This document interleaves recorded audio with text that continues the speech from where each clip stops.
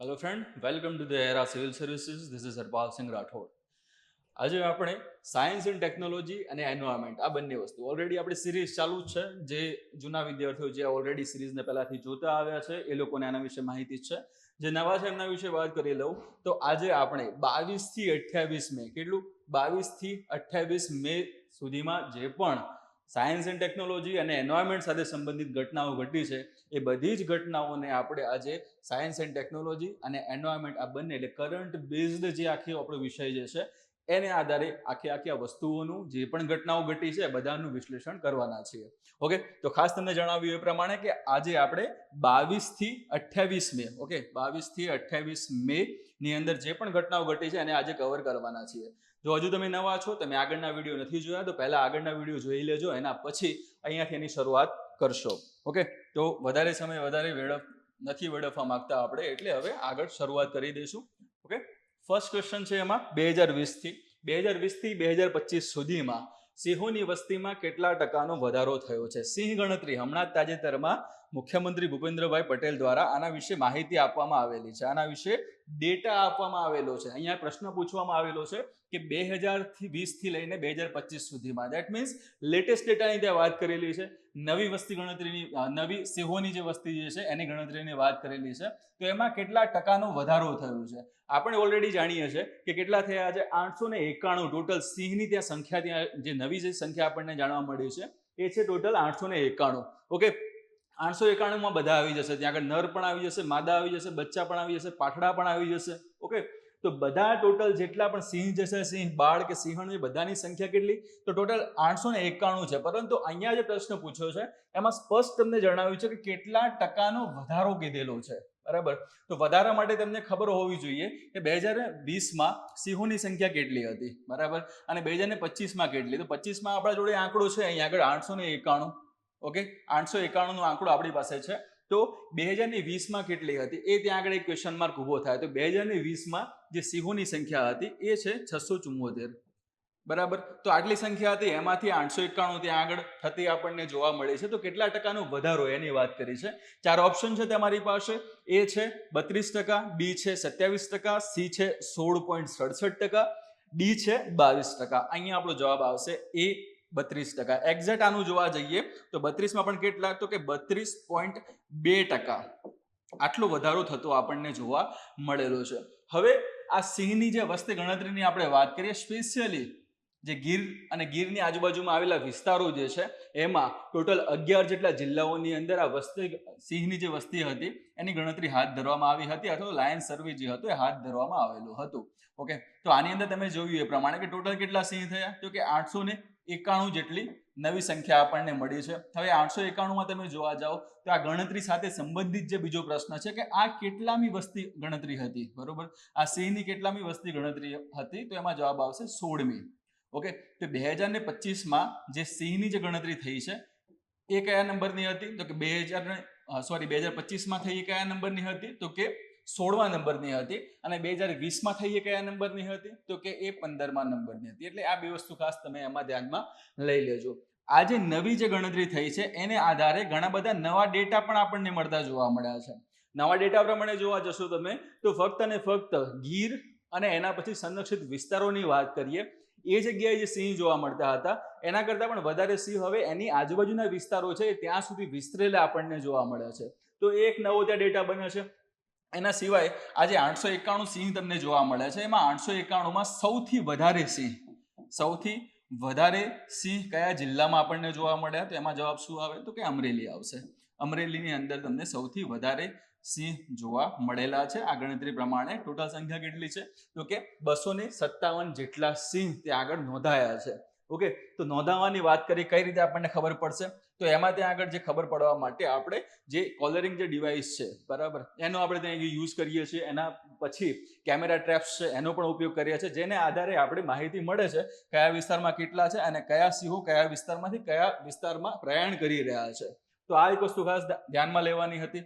એના પછી જે બીજી વાત કરીએ, બીજું જે મહત્વની જગ્યા છે એ છે મિતિયાલા. બીજું તમને જોવા મળે છે મિતિયાલા વાઇલ્ડ લાઈફ સેન્ચ્યુરી. બરાબર, એની અંદર જે સિંહોની જે સંખ્યા હતી એ ડબલ થતી જોવા મળી છે. એટલે પહેલા કેટલા હતા? પહેલા 16 હતા અને હાલમાં નવી વસ્તી ગણતરી પ્રમાણે કેટલા થયા ત્યાં આગળ? તો નવા તમને જોવા મળે છે 32 જેટલા. એટલે આ પણ એક નોંધવા માટેનો આંકડો એક સારો એવો આપણે કહી શકીએ કે એવો પણ પ્રશ્ન ત્યાં આગળ પૂછાઈ શકે છે. અને 2020 થી લઈને અત્યાર સુધીમાં જે આ 5 વર્ષમાં તમે જોવા જશો તો નરમાં તો આપણને ખબર છે પાઠડાઓની પણ માહિતી આપણને મળી છે, પણ સાથે સાથે જે માદાઓ જે છે એની સંખ્યામાં પણ 27% વધારો થતો જોવા મળ્યો છે. ઇન શોર્ટ તમે બધી રીતે અહીં આગળ જોશો તો પ્લસ થતું જોવા મળ્યું છે, બધી બાજુ તમને પ્લસ થતું જોવા મળ્યું છે. અને ઘણા વિસ્તારો એવા પણ છે જે જગ્યાએ પહેલા સિંહની અવર જવર નહોતી, જે જગ્યાએ પહેલા સિંહ નહોતા નોંધાયા, એ જગ્યાએ હવે નોંધાતા પણ આપણને જોવા મળેલા છે. એના વિશે થોડી વિસ્તૃતમાં માહિતી આપણે લઈ લઈએ. નેક્સ્ટ સ્લાઇડની અંદર તમને એના વિશે સંપૂર્ણ માહિતી આપેલી છે. ઓકે લે, તો હવે એના વિશે વાત કરીએ કે કયા કયા વિસ્તારની આમાં સ્પષ્ટતા કરવામાં આવેલી હતી. મેં તમને કીધું એ પ્રમાણે કે 11 જેટલા જિલ્લાઓ છે, અલગ અલગ કોરિડોર્સની આમાં વાત કરીએ, અલગ અલગ ત્યાં રેન્જીસની વાત કરીએ, આ બધા વિસ્તારોમાં ભેગા થઈને આ ડેટા જે છે એને કલેક્ટ કરવામાં આવેલું છે. અહીંયા તમે જોઈ શકો છો એ પ્રમાણે કે the population of lions in Gujarat has grown rapidly over the past decade. એટલે અહીંયા તમે જુઓ 2015ની ગણતરી પ્રમાણેના આંકડા આપેલા છે, એના પછી તરત બાજુમાં 2020ની ગણતરી પ્રમાણે આંકડા આપેલા છે, અને એક્ઝેક્ટ છેલ્લે 2025ના ગણતરીના એમાં આંકડા આપેલા છે. એ મુજબ તમે જોશો અહીંયા આગળ તો 2015માં ક્યારે 2015માં તમે જોશો તો આની અંદર 523 જેટલી તમને સિંહોની વસ્તી નોંધાતી જોવા મળી હતી. ઓકે, દેન એના પછી 2020માં કેટલા? તો એમાં કે 674 આપણને જોવા મળે છે. એના પછી 2025માં કેટલા? તો એમાં તમને 891 જોવા મળે છે. તમે સ્પષ્ટ આમાં ફરક જોઈ રહ્યા છો એ પ્રમાણે કે 523 થી લઈને 891 સુધી આપણે પહોંચ્યા છે. હમણાં વાત કરીએ એ પ્રમાણે કે 5 વર્ષમાં કેટલા ટકાનો વધારો? તો કે 32% વધારો છે. અને જો વાત કરવામાં આવે 2015ના એટલે કે જે 14મી જે સિંહ ગણતરી થઈ હતી એને અનુસંધાને જો વાત કરવામાં આવે તો પાછલા 10 વર્ષમાં તમે જોવા જાઓ તો 44% સમથિંગનો આસપાસ ત્યાં વધારો થતો આપણને જોવા મળેલો છે. ઓકે, એના સિવાય અલગ અલગ વિસ્તારની વાત કરેલી છે કે ગીર નેશનલ પાર્ક, પછી પાનિયા છે, બરોબર, સરાઉન્ડિંગ એટલે એના આસપાસના વિસ્તારો. ઓકે, અને આ બધી જે અલગ અલગ જગ્યાઓ જે વાત કરેલી છે બધી જ જગ્યાઓ ઉપર આ ગણતરી હતી એ કન્ડક્ટ કરવામાં આવેલી છે, અને એના આધારે ટોટલ આપણને માહિતી મળે છે કઈ જગ્યાએ કેટલા સિંહ ત્યાં રહેલા છે. ઓકે, બીજી મહત્વની વસ્તુ આની અંદર એ આવે છે કે હાલમાં તમને અહીંયા તમે જોવા જાઓ તો ચલો પહેલો જે વિસ્તારની આપણે વાત કરીએ, અહીંયા 1 નંબર તમને આપેલો છે, આ ગીરનો વિસ્તાર છે. અહીંયા તમે જોઈ શકો છો આ 1 નંબર આ શો કરે છે ગીર નેશનલ પાર્ક ને એનો આખો વિસ્તારની વાત કરવામાં આવેલી છે. તો આ સિવાય અહીંયા સુધી લેખ છે ભાવનગર સુધી પણ સિંહ નોંધાતા આપણને જોવા મળેલા છે. એટલે એ વસ્તુ ત્યાં પ્લસમાં યાદ રાખવાની રહેશે. અને જે એક્સ્ટ્રા વસ્તુ કઈ છે તો કે પોરબંદર, એમાં પણ આપણે વાત કરીએ તો કયો વિસ્તાર? તો કે બરડો વિસ્તાર, બરોબર. તો બરડો વિસ્તાર અથવા બરડા ડુંગરનો જે આખો વિસ્તાર જે છે એ વિસ્તારને હાલમાં ખાસ કરીને જે આપણે એશિયાટિક જે લાયન જે છે એમના બીજા નિવાસ સ્થાન તરીકે જોવામાં આવી રહ્યો છે, અને એના ઉપર કામ કરવામાં હાલમાં આવી રહ્યું છે. ઘણા બધા સિંહો ત્યાં આગળ પણ નોંધાયા છે સરખી રીતે, એ પણ ત્યાં પોતાનું વર્તન, પોતાની વસ્તી, એમાં એ વધારો એમણે ત્યાં કરેલો છે. ઓકે, એના વિશે ડીપમાં આપણે જોઈએ તો સિંહોની વસ્તીમાં કેટલા ટકાનો? હમણાં વાત કરીએ એ પ્રમાણે 32%નો વધારો થયો છે, જે કુલ 891 સિંહો સુધી પહોંચ્યો છે. ગુજરાતે 16મી વસ્તી ગણતરી હાથ ધરી હતી, જેમાં 11 જિલ્લાઓમાં ફેલાયેલા 891 એશિયાઈ સિંહો નોંધાયા હતા. અહીંયા જે વાત કરી છે એશિયાઈ સિંહ વિશે વાત કરવામાં આવેલી છે, જે ફક્ત ને ફક્ત આપણને એશિયા, એમાં પણ ભારત, એમાં ગુજરાત ને ગુજરાતમાં પણ આ ગીર એટલે ટૂંકમાં સૌરાષ્ટ્રના વિસ્તારમાં તમને સારા એવા પ્રમાણમાં જોવા મળે છે. એ સિવાય બીજા તમને કોઈ પણ જગ્યાએ જોવા મળશે નહીં. હા, તમે ટીવીમાં કે એમાં ક્યાંક તમે જોયું હશે એ પ્રમાણે કે ઘણા બધા પાળેલા સિંહ હોય છે, બરાબર. આફ્રિકાના ક્ષેત્રમાં ઘણા બધા ત્યાં સિંહ તમને જોવા મળે છે, તો એ બધા આફ્રિકન સિંહ તમને જોવા મળશે. એ ભારતીય મૂળ એટલે અહીંયા જે વાત કરવામાં આવે એશિયાટિક જે લાયન્સ જે આપણે કહીએ છીએ એના કરતાં જનીનિક વાઇઝ તમે જોવા જાઓ, ડીએનએ વાઇઝ પણ તમે જોવા જાઓ તો એ અલગ પડતા આપણને જોવા મળે છે. ભારતીય સિંહ કરતાં એ ઊંચા કદના જોવા મળશે, બરોબર. એમની કેશવાણી જે છે એ ભારતીય સિંહ કરતાં એટલે કે એશિયાટિક લાયન કરતાં એમને મોટી જોવા મળશે. ઓકે, તો એવા ઘણા બધા ફરક તમને આ બંને જીવોમાં જોવા મળે છે, બરાબર.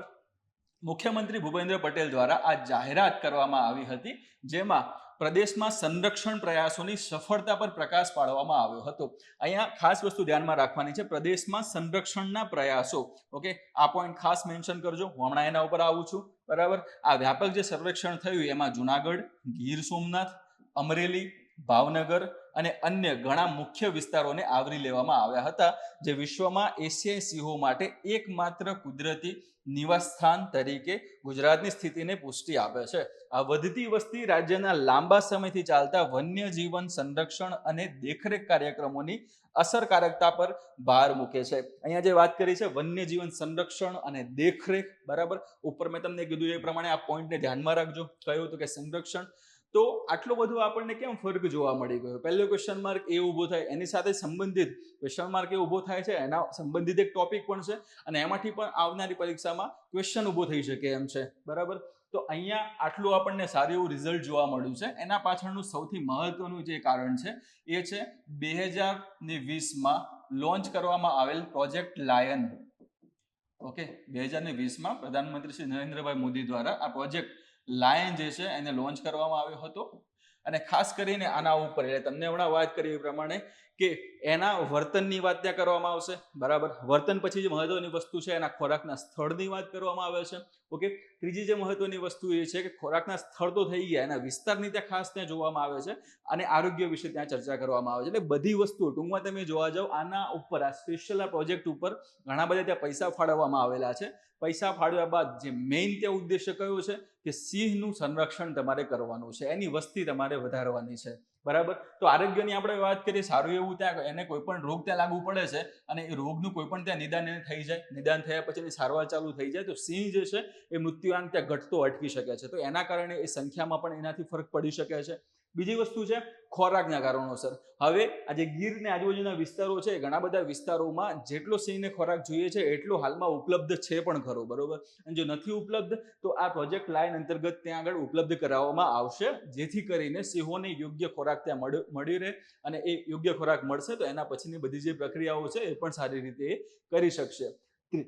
ત્રીજી જે મહત્વની વસ્તુ આવે છે કે એ જે સિંહોની જે આપણે જે ગ્રુપ હોય છે, બરોબર, સિંહોના જે ગ્રુપની વાત કરવામાં આવે અને જે સમૂહની વાત કરવામાં આવે છે, તો એ જે સમૂહ તમે જોશો અમુક જે તમે જોવા જાઓ તો 5નું હોય, 10માં ત્યાં આગળ તમને ગ્રુપમાં જોવા મળતા હોય છે, બરાબર. તો એ પ્રમાણે અહીંયા તમે જોશો તો એવા ગ્રુપ જો એકબીજાના સામે આવી જાય છે તો ઘણી વખતે અથડામણ થવાની શક્યતા હોય, એટલે એકબીજા સાથે લડાઈ થવાની શક્યતાઓ પણ વધારે હોય છે. ને આવું થવાના કારણોસર પણ સિંહ જે હોય છે એ ઈજાગ્રસ્ત થાય છે ત્યાં આગળ, બરાબર. એના કારણે કોઈ પણ બીજા રોગનું પણ એ ભોગ ત્યાં બની શકે એમ છે. તો એ ઓવરઓલ વસ્તુ શું કરશે આગળ જતા, તો એ સિંહના મૃત્યુઆંકમાં ત્યાં આગળ વધારો કરી શકે એમ છે. તો અહીંયા એ વસ્તુ પર ખાસ ધ્યાનમાં રાખવામાં આવેલું છે કે અલગ અલગ ગ્રુપ છે, અલગ અલગ વિસ્તાર પ્રમાણે એને ડિવાઈડ કરેલા છે. એ બંને વચ્ચે કોન્ફ્લિક્ટ ન થાય એ પ્રમાણે એમને અલગ રાખવા. ઓકે, તો એ વસ્તુને પણ ખાસ એમાં ધ્યાનમાં રાખવામાં આવી છે. અને ત્રીજી જે મહત્વની વસ્તુ હતી એ કે ફક્ત ને ફક્ત ગીર આ નેશનલ પાર્કનો જે વિસ્તાર છે એ જ નહીં, એના સિવાય પણ બીજા જે બરડા વિસ્તારની આપણે વાત કરી એના ઉપર પણ ખાસ ફોકસ કરવામાં આવેલું છે, જેથી કરીને એમને સેકન્ડ હેબિટેટ મળી રહે, જેથી કરીને એમને બીજું નિવાસસ્થાન મળી રહે. ઓકે, તો એ વસ્તુને પણ ખાસ આમાં કવર કરી દેવામાં આવી છે. ટૂંકમાં જે પણ સિંહ સાથે સંબંધિત છે બધી જ વસ્તુઓ આના અંતર્ગત લાવવામાં આવી છે અને એના અંતર્ગત લાવ્યા બાદ આપણને એના જે તાજેતરમાં જે ગણતરી થઈ છે એમાંના સંપૂર્ણ સારા એવા પોઝિટિવ એવા આપણને પરિણામ મળેલા છે. ઓકે, તો આ વસ્તુ તમે ખાસ ધ્યાનમાં લેજો સિંહ વસ્તી ગણતરી સાથે, બરાબર. નેક્સ્ટ હવે એના પછી આપણે નવા ટોપિક ઉપર જઈશું, નવા ક્વેશ્ચન સાથે નવો ટોપિકની શરૂઆત આપણી થશે. વર્લ્ડ હાઇડ્રોજન સમિટ 2025ની વાત કરવામાં આવેલી છે. ઓકે, વર્લ્ડ હાઇડ્રોજન સમિટ 2025નું આયોજન કયા દેશે કર્યું હતું, જ્યાં ભારતે તેનું રાષ્ટ્રીય ગ્રીન હાઇડ્રોજન મિશન રજૂ કર્યું, બરાબર. અહીંયા જે સ્પષ્ટ વાત કરેલી છે એ છે વર્લ્ડ હાઇડ્રોજન સમિટ વિશેની. અને એમાં જે પ્રશ્ન જે આપણો જે છે કે કયા દેશે કર્યું હતું, અહીંયા તમને આ ઓલરેડી ફોટો તમે કદાચ જોયો હશે, તમને આઈડિયા એનો આવી પણ ગયું હશે. નથી આવ્યો તો તમારી જોડે અહીંયા આગળ 4 ઓપ્શન અવેલેબલ છે. પહેલો છે નેધરલેન્ડ, બીજો છે જર્મની, ત્રીજો છે સંયુક્ત રાજ્ય અમેરિકા એટલે કે યુએસએ અને ચોથો છે દક્ષિણ કોરિયા. ઓકે, 4 ઓપ્શન છે તમારી પાસે. અહીંયા શું જવાબ આવશે, તો જવાબમાં તમે જુઓ છો એ પ્રમાણે વર્લ્ડ હાઇડ્રોજન 2025 સમિટ એન્ડ એક્ઝિબિશનની વાત કરેલી છે. 20 થી 22 મે દરમિયાન આ યોજાયું હતું. 20 થી 22 મે દરમિયાન યોજાયું હતું. કઈ જગ્યાએ, તો કે રોટરડેમ ખાતે, જે કઈ જગ્યાએ આવેલું છે, નેધરલેન્ડની અંદર આવેલું છે. તો અહીંયા તમારો જુઓ ઓપ્શન શું જવાબ આવશે, એ જવાબ આવશે નેધરલેન્ડ. નેધરલેન્ડ ખાતે આ યોજાતું આપણને જોવા મળ્યું હતું, બરોબર. એટલે કે આ વર્લ્ડ હાઇડ્રોજન સમિટની વાત કરીએ, WHS તરીકે હું એને ટૂંકમાં અહીંયા લખી રહ્યો છું, બરોબર. તો આની અંદર ખાસ વસ્તુ કે શુક્રવાર બધા ભેગા થયા હતા. કોણ કોણ ભેગા થયા હતા? એ ત્યાં ક્વેશ્ચન માર્ક ઉભો થાય. નેધરલેન્ડની અંદર બધા ભેગા થયા છે, પણ કોણ કોણ? તો એમાં ત્યાં જવાબ આવશે પહેલો તો કે 15,000 જેટલા, 15,000 જેટલા ત્યાં આગળ એમાં અલગ અલગ પ્રતિનિધિઓ ત્યાં હાજર થયા હતા. વિવિધ દેશોના જે અલગ અલગ જે પ્રતિનિધિઓ હોય, બરોબર, એ 15,000 જેટલી સંખ્યામાં તમને જોવા મળે છે. કેટલા દેશોના? તો કે 130 દેશોના, 130 દેશોના 15,000 જેટલા અલગ અલગ પ્રતિનિધિઓ ત્યાં આગળ આ જે સમિટની વાત કરીએ છીએ એની અંદર ભાગ લેતા આપણને જોવા મળ્યા હતા. તો આમાં પછી પહેલો સવાલ આવશે કે ભારતવાળા હતા કે નહીં, બરોબર, ભારતવાળા આમાં હતા કે નહીં? તો હા, કે ભારત પણ આમાં હતું, બરાબર. ભારત તરફથી કોણે આમાં ભાગ લીધો હતો? તો ministry of new and renewable એનર્જીની આપણે વાત કરીએ, એના સચિવ છે, નામ છે એમનું સંતોષ કુમાર સારંગી. સંતોષ કુમાર સારંગી. આ વ્યક્તિને ખાસ યાદ રાખજો. કેમ? કારણ કે પ્રશ્ન સાથે સંબંધિત છે એટલા માટે. ઓકે, અહીંયા તમને જે વાત કરી એ પ્રમાણે કે ભારત તરફથી આમણે ભાગ લીધો હતો, પણ શું કરવા, કેમ બધા ત્યાં ભેગા થઈ રહ્યા છે? એવું તો ત્યાં શું હતું? આ સમિટની અંદર શેની ચર્ચા કરવામાં આવી હતી? તો સમિટની અંદર ખાસ કરીને આજે વર્લ્ડ હાઇડ્રોજન સમિટની આપણે વાત કરીએ, ઓકે, તો એની અંદર ખાસ જે ફોકસ કરવામાં આવ્યું હતું એ ગ્રીન હાઇડ્રોજન ઉપર ફોકસ કરવામાં આવ્યું હતું. શેના ઉપર? ગ્રીન હાઇડ્રોજન ઉપર ફોકસ કરવામાં આવ્યું હતું. અને ગ્રીન હાઇડ્રોજનમાં પણ એના ઉત્પાદન સાથે સંબંધિત વસ્તુઓ હતી, તે એના ઇન્ફ્રાસ્ટ્રક્ચરની વાત કરવામાં આવી હતી, ઇન્ફ્રા. ઓકે, એના સિવાય આ જે ઉત્પાદન થઈ ગયું છે, ઇન્ફ્રાસ્ટ્રક્ચર એનું ત્યાં આગળ ઊભું કરી નાખ્યું, એના પછી જે બીજો જે પ્રોબ્લેમ આવે છે સ્ટોરેજનો, તો એના વિશે ત્યાં આગળ ચર્ચાઓ થઈ. સ્ટોરેજ પછી જે મહત્વની વસ્તુ આવે છે ટ્રાન્સપોર્ટ, તો આના ઉપર પણ ચર્ચાઓ થતી આપણને જોવા મળી હતી. શેમાં? આ WHS એટલે કે વર્લ્ડ હાઇડ્રોજન જે સમિટ જે થઈ હતી એની અંદર. ઓકે, તો અહીંયા તમે જોઈ શકો છો એ પ્રમાણે કે 15,000 જેટલા ત્યાં આગળ અલગ અલગ દેશોના એટલે કે 130 દેશોના પ્રતિનિધિઓ ત્યાં આગળ હાજર રહ્યા હતા. તેમના ઉપર એમણે ચર્ચા કરી હતી. તો કે જે ગ્રીન હાઇડ્રોજન છે એના ઉત્પાદન સાથે, ઇન્ફ્રાસ્ટ્રક્ચર સાથે આવતી સમસ્યાઓ, સ્ટોરેજ છે, ટ્રાન્સપોર્ટ છે, આ બધી વસ્તુઓ ઉપર આ ખાસ કરીને સમિટે ત્યાં ફોકસ કર્યું હતું. જેની અંદર ભારત દ્વારા જેને ભાગ લીધો છે એવા સંતોષ કુમાર સારંગી છે, એમણે ત્યાં આગળ શાનું પ્રદર્શન કર્યું હતું? તો અહીંયા ત્યાં આગળ વાત કરી છે ક્વેશ્ચનમાં કે ભારતે તેનું રાષ્ટ્રીય ગ્રીન હાઇડ્રોજન મિશન, એટલે અહીંયા જે વાત કરી છે કે ભારતે પોતાનું રાષ્ટ્રીય ગ્રીન હાઇડ્રોજન મિશન એટલે કે નેશનલ ગ્રીન હાઇડ્રોજન મિશનની અહીંયા વાત કરવામાં આવશે. શેની? નેશનલ ગ્રીન હાઇડ્રોજન મિશન, જેને જાન્યુઆરી 2023માં લોન્ચ કરવામાં આવ્યું હતું. ઓકે, તો આ પણ એક ત્યાં તમે યાદ એને રાખી લેજો કે જાન્યુઆરી 2023માં આને લોન્ચ કરવામાં આવ્યું છે, નેશનલ ગ્રીન હાઇડ્રોજન મિશનને. ઓકે, તો આ બે વસ્તુ ત્યાં તમારી થઈ જાય છે, ministry of new and renewable energy. Okay, એના અંતર્ગત આ વસ્તુ તમે ત્યાં લઈ લીધેલી છે. નેશનલ ગ્રીન હાઇડ્રોજન મિશનની તમે વાત કરો તો એમાં અલગ અલગ વસ્તુઓ, અલગ અલગ ત્યાં લક્ષ્યાંક રાખવામાં આવેલા છે, બરાબર. એ લક્ષ્યાંકો આપણે 2030 સુધીમાં પાર પાડવાના છે, બરાબર. તો એ બધી વસ્તુ એમાં ધ્યાનમાં લેવાની છે, જેમ કે નેશનલ આ ગ્રીન હાઇડ્રોજન જે છે એના ઉત્પાદન સાથે સંબંધિત આંકડાઓ છે. બીજી જે મહત્વની વસ્તુ છે કાર્બન એમિશન ત્યાં ઘટાડવાની વાત કરેલી છે. તો એ બધા આંકડાઓ જે છે એ આપણા NGHM અંતર્ગત આવતા જોવા મળેલા છે. ટૂંકમાં આનું પ્રદર્શન ક્યાં કર્યું હતું આપણે? તો આ વર્લ્ડ હાઇડ્રોજન જે સમિટ યોજાઈ હતી એ જગ્યાએ આપણે આ વસ્તુનું ત્યાં આગળ સારી એવી રીતે પ્રદર્શન કર્યું હતું, બરોબર. એના વિશે બીજી એમાં ઇમ્પોર્ટન્ટ માહિતી આપણે જોઈ લઈએ એની સાથે સાથે. તો વર્લ્ડ હાઇડ્રોજન સમિટ 2025 નેધરલેન્ડ્સના રોટરડેમમાં યોજાઈ હતી, જે ઉર્જા અને શિપિંગ માટેનો, અહીંયા જે વાત કરી છે રોટરડેમ સાથે સંબંધિત, બરાબર. તો રોટરડેમ શેના સાથે સંબંધિત વધારે આપણને જોવા મળે છે? તો તે ઉર્જા અને શિપિંગ માટેનું મુખ્ય વૈશ્વિક કેન્દ્ર તરીકે એને લેવામાં આવે છે, અથવા તો એને યાદ કરવામાં આવે છે. ઓકે, ભારતે આ આંતરરાષ્ટ્રીય ફોરમનો ઉપયોગ તેના રાષ્ટ્રીય ગ્રીન હાઇડ્રોજન મિશનને પ્રદર્શિત કરવા માટે કર્યો હતો, જેની હમણાં તમને ચર્ચા કરી, જેનો ઉદ્દેશ્ય 2030 સુધીમાં ગ્રીન હાઇડ્રોજન ઉત્પાદન ક્ષમતા વધારવાનો હતો. અહીંયા જે વાત કરી છે ગ્રીન હાઇડ્રોજન, તો પહેલો સવાલ આપણા મગજમાં એ આવે કે આ ગ્રીન હાઇડ્રોજન વસ્તુ શું છે, કેમ આટલી બધી એ ચર્ચામાં રહેતી આપણને જોવા મળેલી છે.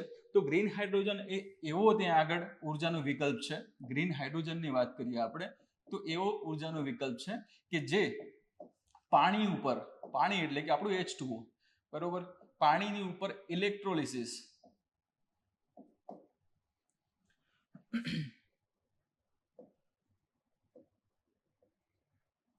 પાણીની ઉપર આ ઇલેક્ટ્રોલિસિસની પ્રક્રિયા કરવાથી મળશે.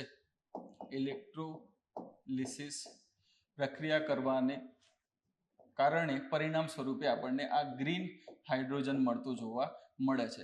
ઇલેક્ટ્રોલિસિસની અંદર શું આવશે તો પાણીના ઉપર જે વિદ્યુત પ્રવાહને તે પસાર કરવામાં આવે છે. વિદ્યુત પ્રવાહ પસાર થવાના કારણોસર પાણીનું જે અણુ જે છે એટલે કે H2O જે છે એનું વિભાજન થતું જોવા મળે છે H2 અને O2 સાથે, બરોબર. એની સાથે સાથે જે એનર્જી રિલીઝ થાય છે એ એનર્જી કઈ છે? ગ્રીન હાઇડ્રોજન એનર્જી તરીકે એને ઓળખવામાં આવે છે. બટ અહીંયા જે મેઇન વસ્તુ શું આવે છે કે અહીંયા આપણે જે વાત કરીએ કે ઇલેક્ટ્રોલિસિસની જે પ્રક્રિયા જે છે, ઇલેક્ટ્રોલિસિસની જે આ પ્રક્રિયા છે, બરોબર, એની અંદર આપણે શેની જરૂર પડવાની છે? વિદ્યુત પ્રવાહની. ઓકે, વિદ્યુત અથવા તો વિદ્યુત પ્રવાહની આપણે જરૂર એમાં પડવાની છે. તો આ વિદ્યુત પ્રવાહ જે આની અંદર આપણે ઉપયોગમાં લેવાના છે, આ ઇલેક્ટ્રોલિસિસની પ્રક્રિયા કરવા માટે ઉપયોગમાં લેવાના છે, તે વિદ્યુત પ્રવાહ અથવા તો તે જે વિદ્યુત જે છે, વીજળી જે છે, એ કાં તો સૌર ઉર્જામાંથી આવેલી હોવી જોઈએ કાં તો પવન ઉર્જામાંથી આવેલી હોવી જોઈએ. આ સૌથી મહત્વનું એની ત્યાં આગળ પોઈન્ટ છે કે આ વિદ્યુત પ્રવાહ તમે ક્યાંથી લઈને આવી શકો છો? ફક્ત ને ફક્ત સૌર અથવા તો પવન. અને સૌર અથવા પવન તમને શું કહેવા માંગે છે કે ન્યૂ અને રિન્યુએબલ એનર્જી ત્યાં આગળ વાત કરીએ આપણે કે નવીનીકરણીય, બરોબર. તો અહીંયા જે વાત કરીએ છીએ આપણે કે આ એવી ઉર્જા હોવી જોઈએ કે જે અખૂટ હોય, અક્ષય હોય, બરાબર. એ ઉર્જાનો તમે ઉપયોગ આ પ્રક્રિયા કરવા માટે એટલે કે આ ઇલેક્ટ્રોલિસિસની પ્રક્રિયા કરવા માટે જો તમે એનો ઉપયોગ કર્યો હશે ને એના કારણે જે એનર્જી મળે છે એને આપણે ગ્રીન હાઇડ્રોજન તરીકે ઓળખશું.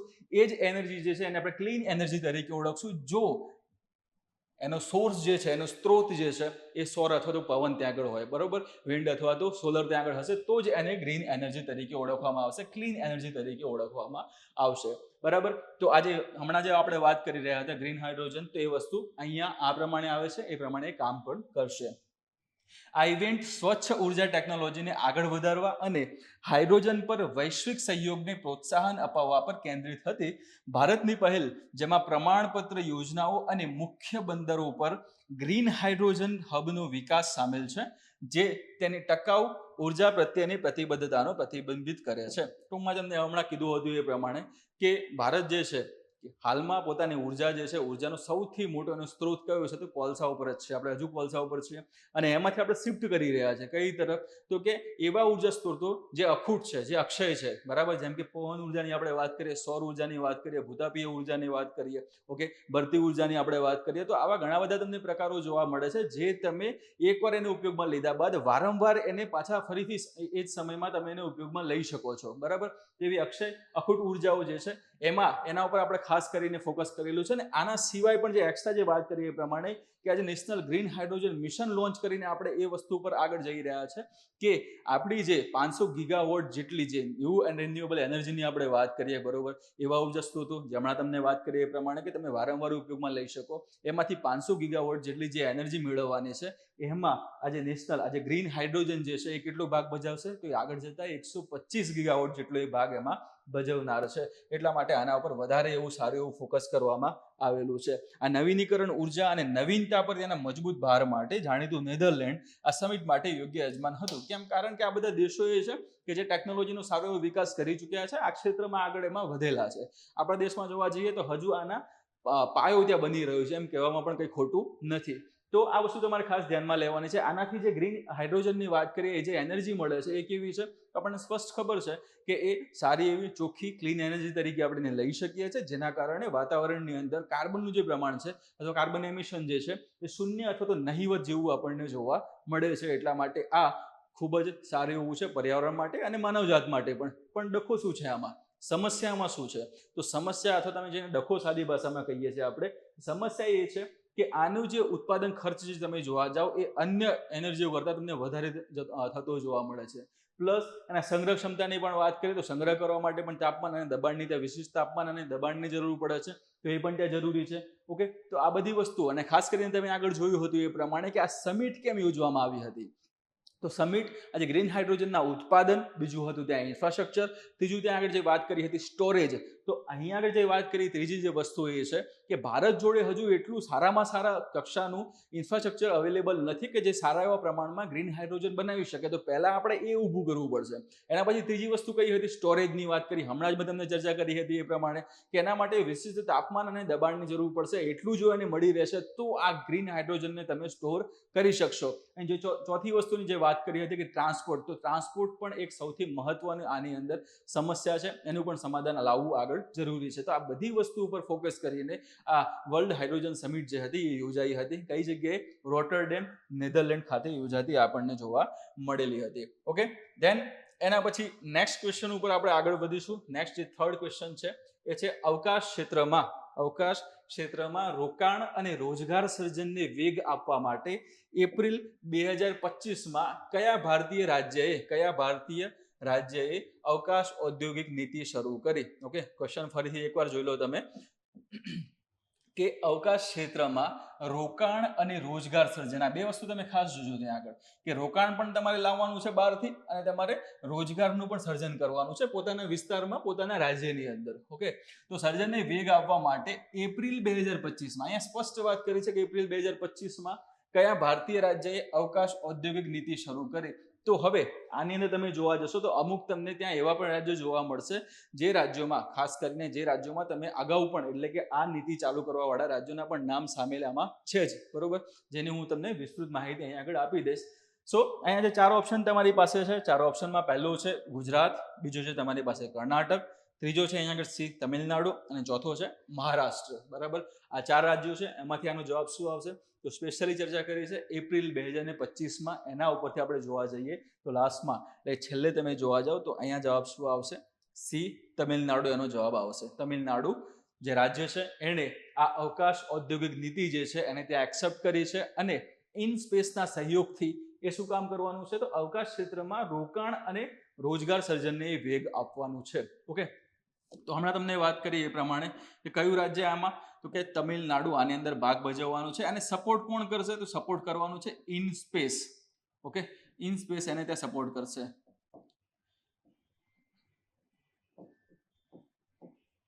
ઓકે, આ ઇન સ્પેસને પણ ખાસ ધ્યાનમાં રાખજો તમે. તમિલનાડુ છે સપોર્ટ પણ કરી રહ્યું છે, ઇન સ્પેસ ત્યાં આગળ એને સપોર્ટ કરી રહ્યું છે.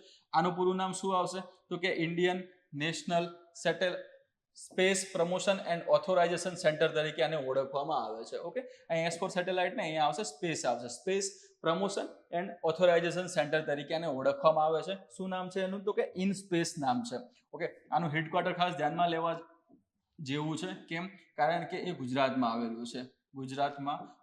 ગુજરાતમાં પણ સ્પેસિફિક તમે જોવા જાઓ તો બોપલમાં આનું હેડક્વાર્ટર આવેલું જોવા મળે છે.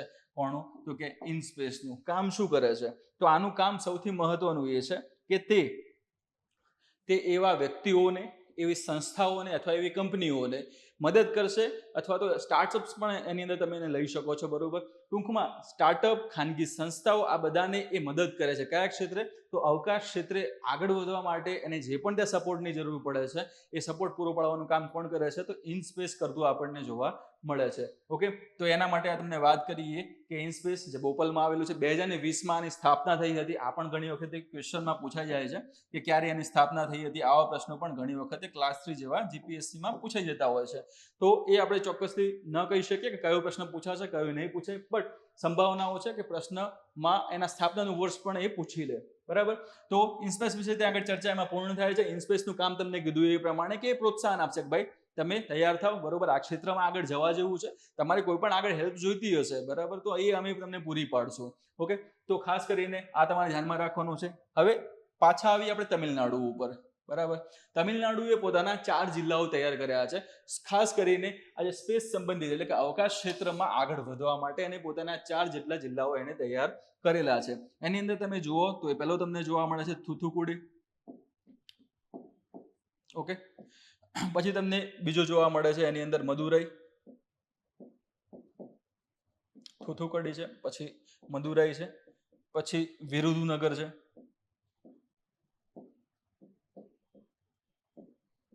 ઓકે, અને પછી એક બીજો પણ છે ત્યાં આગળ તિરુવનંતપુરમ પણ આવી જશે એમાં.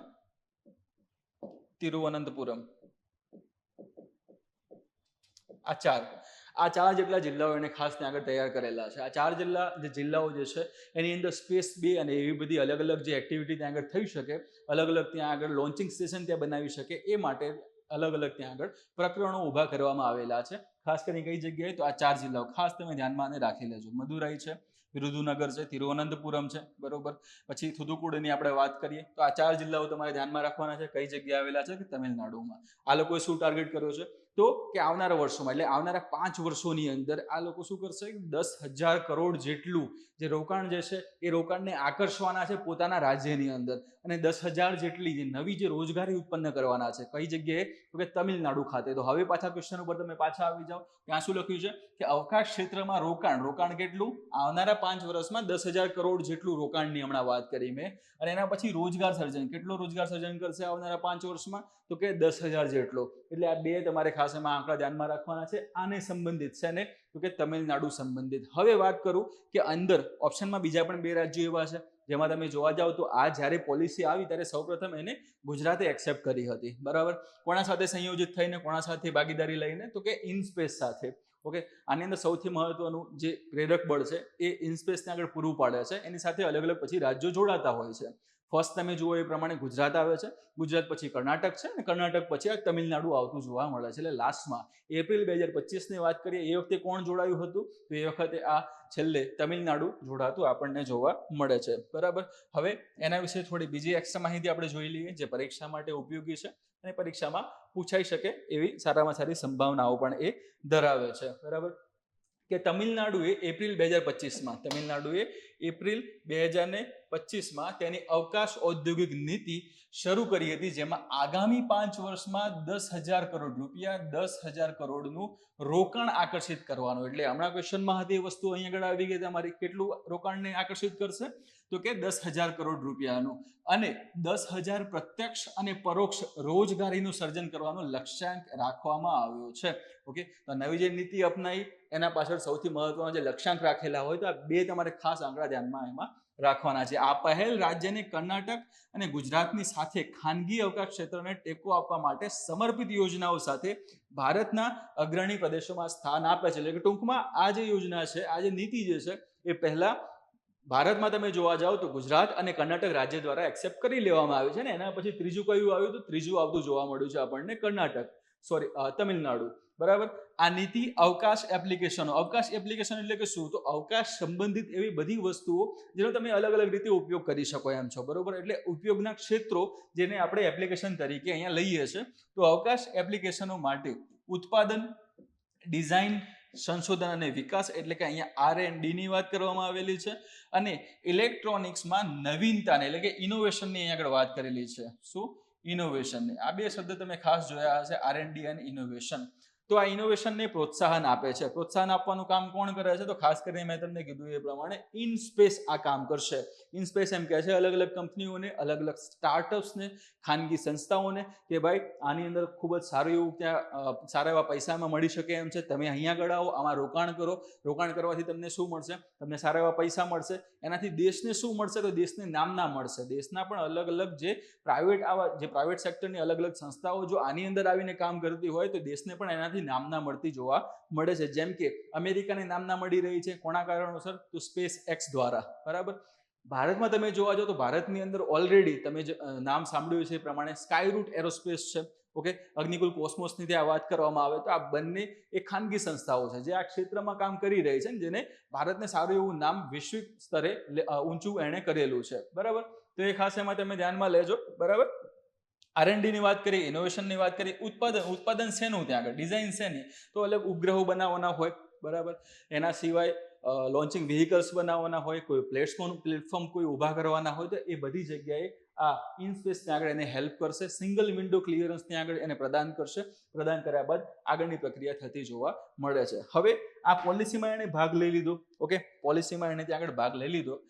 એના પહેલા આ 2 વસ્તુ જોઈ લે કઈ કઈ જગ્યાએ ત્યાં થવાની છે. તો કે મહેન્દ્રગીરીમાં ઇસરો પ્રોપલ્શન કોમ્પ્લેક્સ. આ મહેન્દ્રગીરી કે શેમાં આવ્યું છે? તો એ તિરુવનંતપુરમ જે છે એની અંદર આવેલું આપણને જોવા મળે છે. જિલ્લાની અંદર આવેલું જોવા મળે છે. ઓકે, અને કુલશેખરપટ્ટનમની વાત કરીએ અથવા પટ્ટિનમ તમે ઘણી જગ્યાએ વાંચ્યું હશે તો એ તમને થુથુકુડી જિલ્લામાં આવતું જોવા મળે છે. એટલે આ 2 ખાસ તમે જિલ્લા યાદ રાખજો. ખાતે આગામી સ્પેસ પોર્ટ જેવા માળખાગત સુવિધાઓ સાથે તમિલનાડુ ભારતના વિકસતા અવકાશ અર્થતંત્રમાં એક મુખ્ય સ્પર્ધક તરીકે પોતાને સ્થાન આપી રહ્યું છે, બરોબર. આ તિરુવનંતપુરમ ને તિરુનલવેલી આવશે. ઓકે, સોરી આ એક ભૂલ છે અહીંયા આગળ, તિરુનલવેલી. આગળ પણ કદાચ મેં તિરુવનંતપુરમ કીધું હતું તો એ ખાલી એકવાર એ સુધારો એમાં લઈ લેજો. તિરુનલવેલી ત્યાં આગળ આવશે. ઓકે, તો ટૂંકમાં જે 4 જિલ્લાની વાત કરી. હવે સરકાર ત્યાં આગળ શું કઈ કઈ સેવા ત્યાં પ્રદાન કરશે, જેમ કે મને ઈચ્છા થાય છે, જેમ કે તમને ઈચ્છા થઈ કે મારે તમિલનાડુ જવું છે, તમિલનાડુ જઈને મારે ત્યાં આગળ આ સ્પેસ ક્ષેત્રમાં આગળ વધવા માટે કોઈ કંપનીની સ્થાપના કરવી છે, બરાબર. તો એના માટે સરકાર શું ત્યાં સહાય કરી શકે? તો સરકાર ત્યાં સ્પેશિયલી તમારે જે જગ્યાએ અલગ અલગ જે આ જિલ્લાઓ જે ફાળવ્યા છે એ જગ્યાએ તમારી જમીન જોઈશે પહેલા કંપની ખોલવા માટે અથવા તો નાખવા માટે, બરાબર. તો જમીનના જે વાસ્તવિક જે કિંમત હશે એ કિંમતની 50% કિંમતે પહેલા તમને જમીન ત્યાં મળી જશે, એટલે આ વસ્તુ એક પ્લસ પોઈન્ટ ત્યાં સાબિત થશે. બીજી વસ્તુ કઈ આવે ત્યાં આગળ કે જમીન તો તમને મળી ગઈ, વીજળીનું પછી શું? તો વીજળીમાં જે વર્તમાન જે દર હશે, વર્તમાન જે દર હોય છે વીજળીનો એના કરતા ઓછા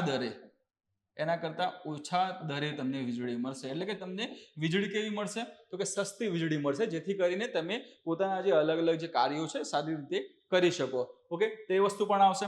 હવે એના પછી જમીનની વાત કરી. જમીન સાથે જે મહત્વની વસ્તુ એ જે છે કે કોઈ પણ જે કાગળિયા કાર્યવાહીમાં કરવાની હોય તો ઘણો બધો સમય એમાં જતો રહેતો હોય છે. તો એ સિંગલ વિન્ડો ક્લિયરન્સ ત્યાં આગળ પ્લેટફોર્મ એવું ઊભું ત્યાં કરશે, જેથી કરીને તમારે એક સામટે બધા કામકાજ ત્યાં આગળ સારા એવા થઈ જાય, બરોબર. સ્ટેમ્પ ડ્યુટીની વાત કરીએ તો સ્ટેમ્પ ડ્યુટી આમાં તમને સંપૂર્ણપણે ફ્રી ત્યાં કરી દેવામાં આવી છે, જેથી કરીને એ ખર્ચ પણ એ જે તે સ્ટાર્ટઅપ કાં તો કંપની ઉપર આવતો એમાં બચી જશે.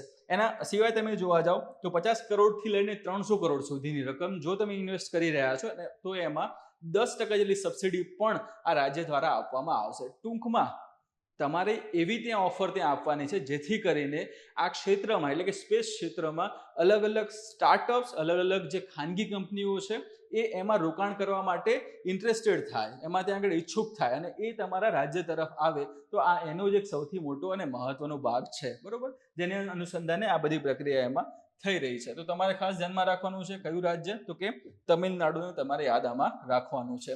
નેક્સ્ટ જે ક્વેશ્ચન છે એ છે તાજેતરમાં કયા દેશે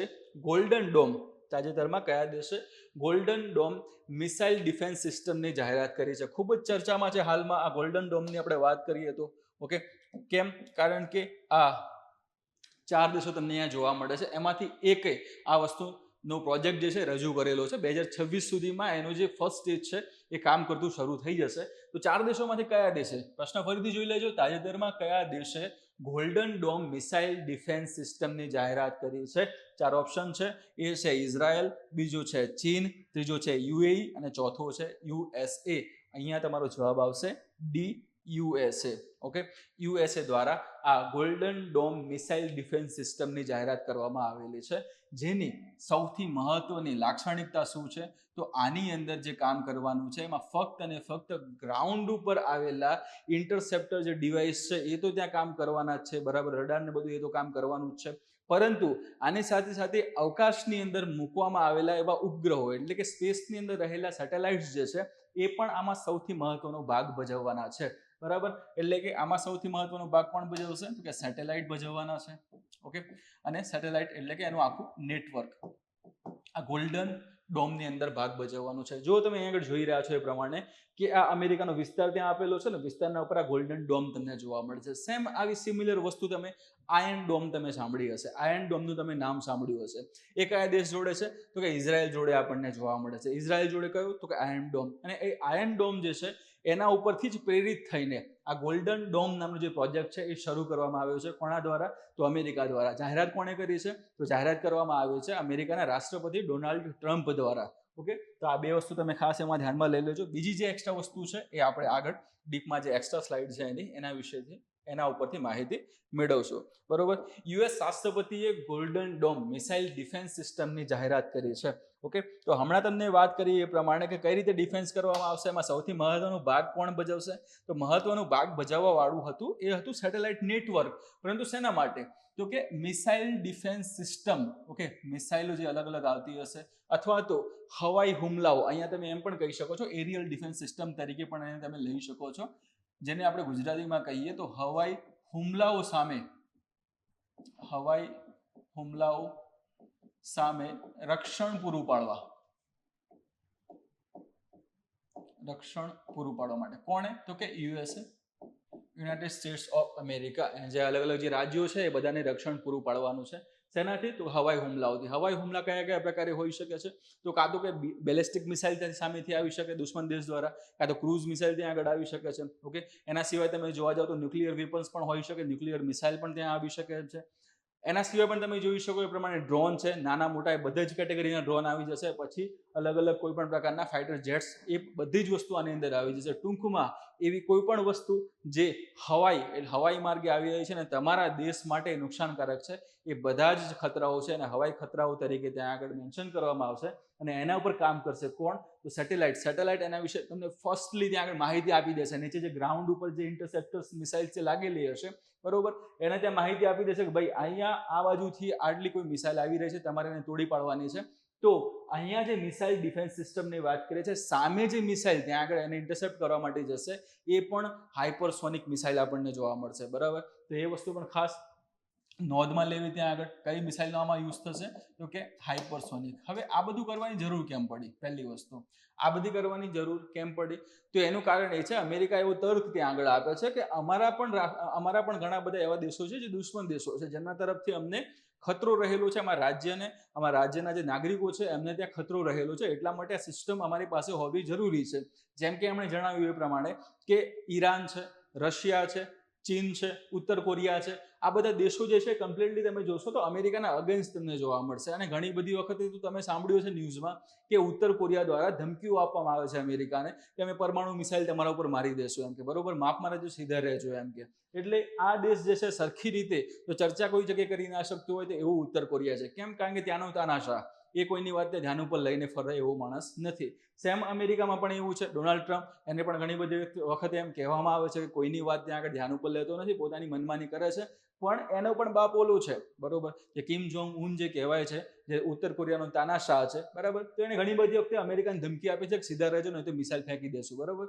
તો આવી કોઈ પણ વસ્તુ ત્યાં ઊભી થાય છે તો એનાથી પોતાના રાષ્ટ્રને બચાવવા માટે શું કર્યું આણે? તો આણે મિસાઇલ ડિફેન્સ સિસ્ટમ ત્યાં આગળ જાહેરાત કરી દીધી. નામ એનું શું રાખી દીધું? Golden dome. શરૂઆત ક્યારે થશે? 2026 એનો ફર્સ્ટ ફેઝ ત્યાં એક્ટિવ થઈ જશે, બરાબર.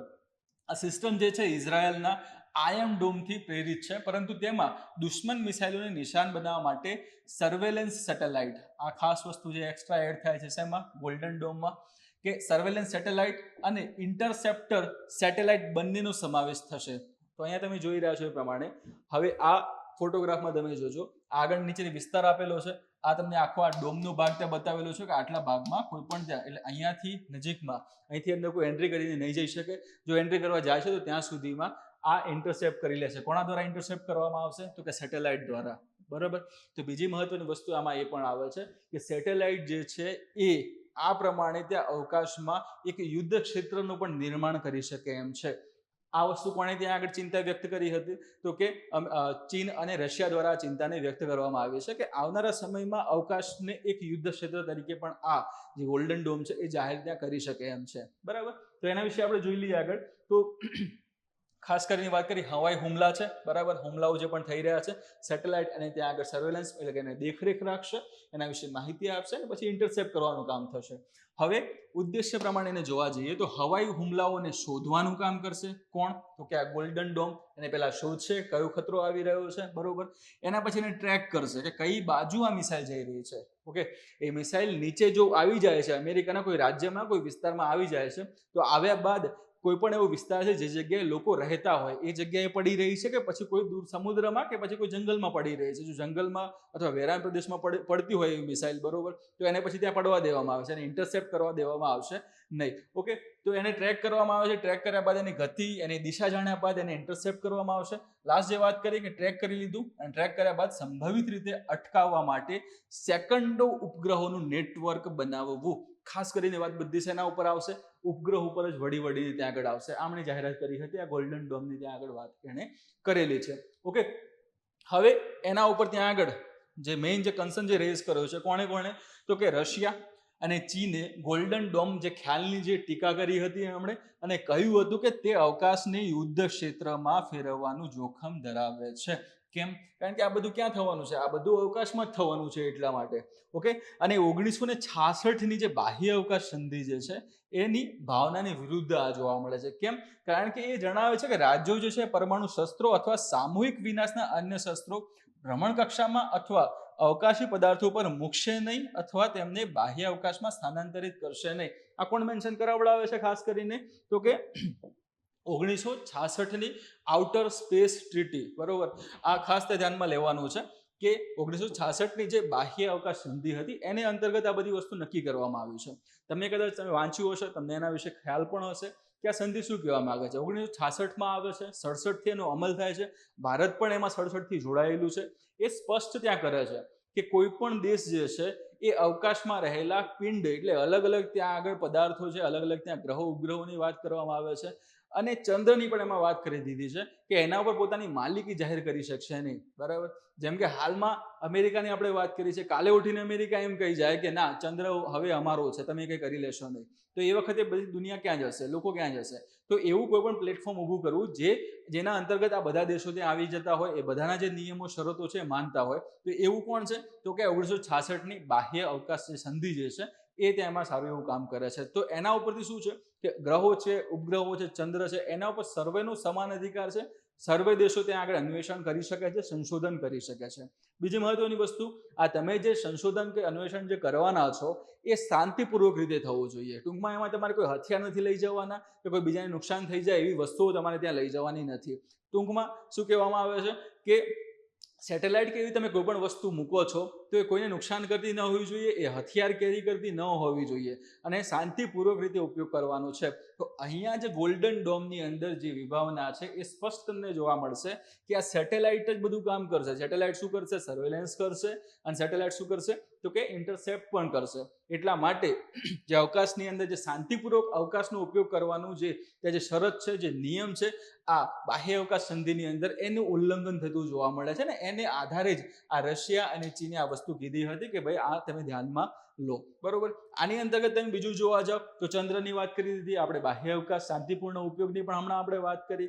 એના સિવાય જો કોઈ પણ દેશ છે એ દેશની ઉપર આવેલો અવકાશનો કોઈ વિસ્તાર છે તો એના ઉપર પણ તમે ત્યાં માલિકી જાહેર કરી શકશો ને કે આ અમારા દેશના ઉપર આવેલો ભાગ છે, તમે અહીંયા સંશોધન ન કરી શકો.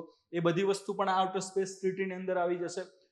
ઘણી વખતે તમે જોયું હશે કે અમુક જે મિશન હોય છે એ મિશન પૂર્ણ થયા બાદ અથવા તો ઘણી બધી વખતે તમે ધ્યાનમાં લીધું હશે કે કોઈ પણ પરીક્ષણ થતા હોય તો પરીક્ષણ બાદ જે પણ ક્રૂ મેમ્બર ત્યાં પાછા આવતા હોય છે, જે ક્રૂ કેપ્સ્યુલ એની પાછી આવતી હોય છે, તો એ અમુક વખતે એવું પણ થાય કે જે નિયત કરેલ વિસ્તાર છે એના કરતાં અલગ જગ્યાએ જઈને પણ પડે.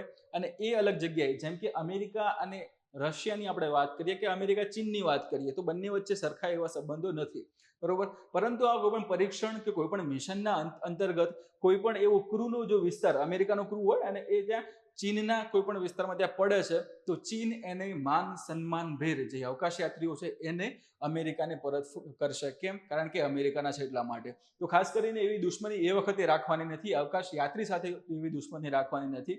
કેમ? કારણ કે અવકાશ યાત્રીઓને માનવ જાતિના દૂત તરીકે ઓળખવામાં આવેલા છે. ઓકે, તો એટલા માટે એમના ઉપર આ ખાસ આ 1966ની જે બાહ્ય અવકાશ સંધિ ત્યાં લાગુ પડે છે. અને છેલ્લી જે મહત્વની વસ્તુ એ છે કે અવકાશમાં જે તે દેશ પોતાના ઉપગ્રહો મૂકે છે, અવકાશમાં જે ઉપગ્રહો મૂકેલા છે એ અન્ય દેશના ઉપગ્રહોને નુકસાન પહોંચાડે છે તો એ નુકસાન જે છે સ્વીકારવાની જવાબદારી જે તે દેશની રહેશે. અને જે પણ નુકસાન જે બીજા દેશને પહોંચ્યું અથવા બીજા દેશના જે ઉપગ્રહને પહોંચ્યું છે એ ભરપાઈ કરવાની જવાબદારી પણ એ દેશની રહેશે કે જેનો ઉપગ્રહ હશે, જેનો ઉપગ્રહ એમાં ટકરાયો હશે, બરોબર. આ બધી જે નિયમો, આ બધા જે શરતો છે એનો સમાવેશ આપણી આ 1966ની બાહ્ય અવકાશ સંધિની અંતર્ગત થાય છે. અને એને આધારે આ વસ્તુ પર ખાસ કરીને કન્સર્ન ત્યાં જાહેર કરવામાં આવેલો છે કે ભાઈ આના ઉપર પણ ધ્યાન આપો, આ વસ્તુ પણ ત્યાં ખાસ કામની છે, આ વસ્તુ પણ ખાસ એમાં જવાબદાર છે. એટલે આ ગોલ્ડન ડોમ ત્યાં આગળ ચર્ચવામાં આવ્યો હતો. ખાસ તમને કીધું એ પ્રમાણે કે હાઇપરસોનિક મિસાઇલ જે છે એનો ત્યાં આગળ યુઝ કરવામાં આવશે. શેના ઉપરથી આવ્યું છે? તો કે આયર્ન ડોમ ઉપરથી આનો વિચાર છે. આયર્ન ડોમના ઉપરથી આ પ્રેરિત થતો જોવા મળે છે. ઓલરેડી અમેરિકા જે છે થાળનો ઉપયોગ ત્યાં કરી રહ્યું છે. ઓકે, થાળ સિવાય પણ હવે એની પાસે આ ગોલ્ડન ડોમ ઉપલબ્ધ હવે થશે. ઓકે, નેક્સ્ટ એના પછી ક્વેશ્ચન છે તાજેતરમાં કઈ સંસ્થાના સંશોધકોએ અર્ધ પારદર્શક પેરોસ્કાઇટ સોલર સેલ એટલે કે PSC ની એમાં વાત કરેલી છે, બરોબર. PSC અને એની સાથે સાથે એનું નામ પણ પૂરું નામ પણ ત્યાં આગળ આપી દીધું છે. શું છે? તો કે પેરોસ્કાઇટ સોલર સેલ તરીકે એને આપણે ઓળખીએ છીએ. ઓકે, વિકસાવ્યો છે એટલે કોણે આનો વિકસાવ્યો છે? સંસ્થાની વાત કરીએ, કયા સંસ્થાના સંશોધકોએ વિકસાવ્યો? નેચર એનું કેવું છે તો કે એ તમને અર્ધ પારદર્શક જોવા મળશે. નીચે જે ફોટોગ્રાફ આપેલો છે એ પ્રકારે જોવા મળે છે. રેડી? તો 4 ઓપ્શન છે તમારી પાસે. એક છે IIT બોમ્બે, બીજો છે DRDO, ત્રીજો છે નેશનલ સોલાર ઇન્સ્ટિટ્યૂટ અને ચોથો છે ISRO. ઓકે, તમે મનમાં તમારો જવાબ ધારી પણ લીધો હશે તો પણ હું તમને આ જવાબ હવે આપીશ. સાચો જવાબ શું આવશે? એ આવશે, IIT બોમ્બે. IIT બોમ્બે જે છે એના સંશોધકોએ આવો અર્ધપારદર્શક પેરોસ્કાઇટ સોલર સેલ વિકસાવ્યો છે. એના વિશે જે મહત્વની વસ્તુ છે આપણે એને સ્લાઇડમાં જોઈ લેશું. બરોબર, તો કઈ રીતે કામ કરે છે સોલર સેલ? હાલમાં આપણને ખબર છે કે ઘણા બધા ઘરની ઉપર તમને આવી સોલાર પ્લેટ્સ લાગેલી જોવા મળે છે.